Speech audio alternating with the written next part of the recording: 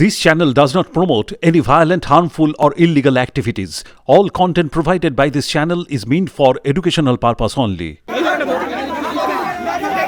Champions ট্রফির final match giant screen লাগিয়ে দেখানো হয়েছিল কলেজের সেমিনার রুমে।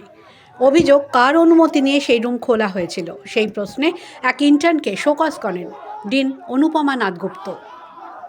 এরপরই তুমুল উত্তেজনা দেখা দেয় কলেজ চত্বরে।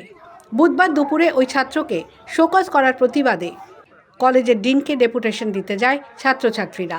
চলে বিক্ষোভ। পড়ুয়াদের অভিযোগ, গত ৯ মার্চ হাসপাতালের একটি থিয়েটার হলে ভারত ও নিউজিল্যান্ডের ফাইনাল ম্যাচ দেখানোর ব্যবস্থা করা হয়েছিল।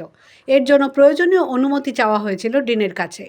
৭ই মার্চ ডিনকে একটি চিঠি দেওয়া হয়, কিন্তু সেই চিঠির কোনো জবাব পাওয়া যায়নি। উত্তর না পেয়ে অধ্যক্ষকে বিষয়টি জানানো হয়।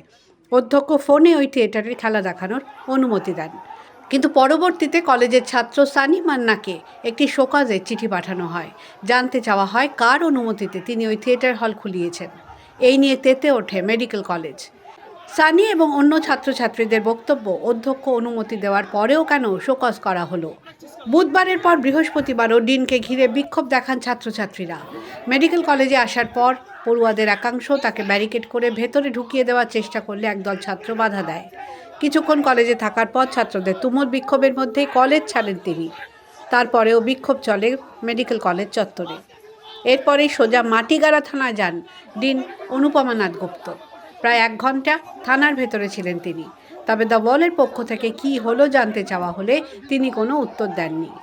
থানার আধিকারিকরা জানান, ডিন আসন্ন বসন্ত উৎসবে উত্তরবঙ্গ মেডিকেল কলেজ হাসপাতালের সুরক্ষা নিয়ে কথা বলতে এসেছিলেন। শিলিগুড়ি থেকে নিবেদিতা দাসের রিপোর্ট, দ্য ওয়াল।